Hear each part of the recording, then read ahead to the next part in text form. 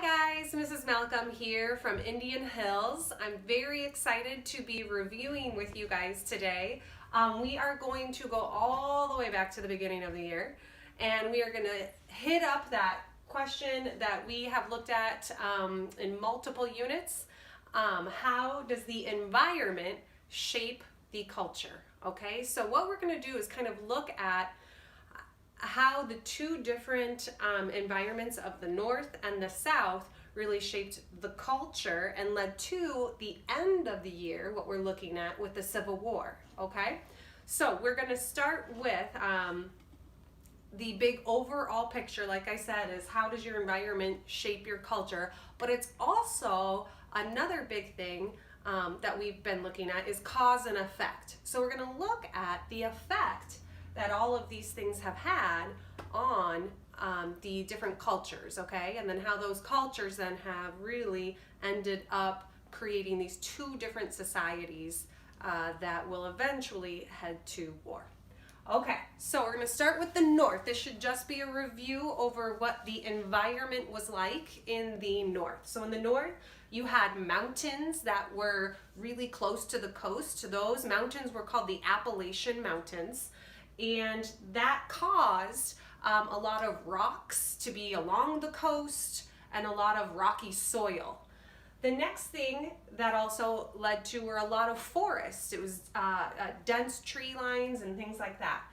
And the rivers that kind of flowed out of that area were very fast, but they were also really shallow. Or shallow goes this way, not this way. They were skinny, shallow, and really fast. So because of that, we're going to see what types of cultures the colonists that moved there had to develop, all right? But there's one thing that we're missing. When we talk about environment, it's not just the geography. What else are we missing? Okay, I feel like I'm on Mickey Mouse Clubhouse, and I'm giving you time to figure out the clue. All right. Oh my God, you're so smart. Good job. It's climate. I knew you could get it. So proud of you. Okay, so the climate in the North was very harsh. We had 4 harsh seasons, if you remember that from the beginning of the year. So they have a harsh winter, which makes it very difficult to survive. It also makes it difficult for plants, if you were growing crops per se, difficult for those things to survive as well.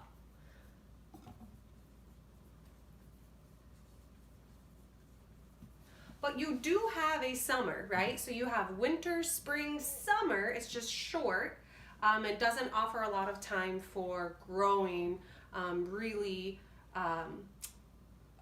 crops that might make them, say, a lot of money. So you can grow crops in the North, just not going to be things that are, they're more like food crops, right? So corn, potatoes maybe, and other things like that.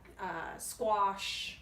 Okay, so I'm going to draw you. Those of you that don't know me, maybe you're just finding out now, but I am very artistically talented, as I tell my fusion kids. So we're going to draw a little map of the old USA over here. It was a little something like this.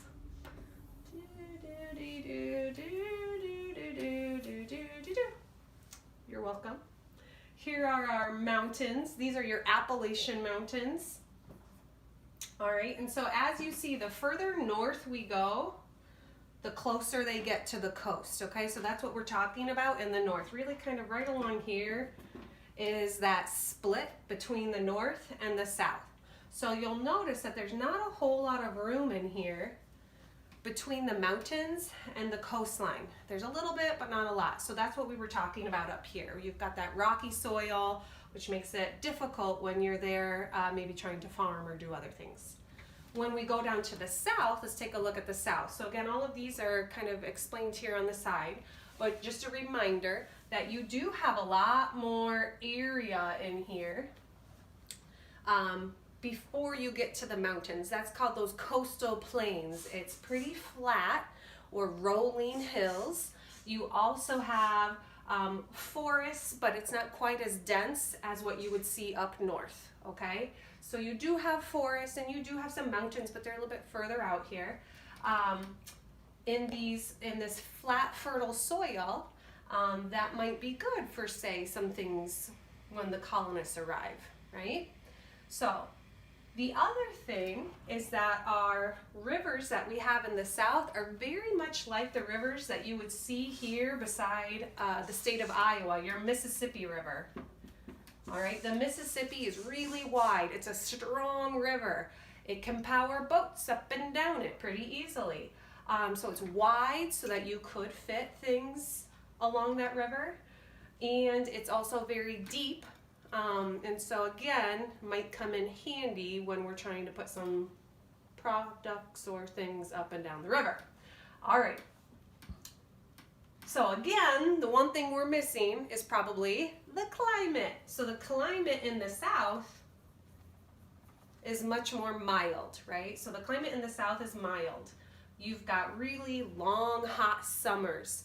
It can get really humid because it's also wet in that area.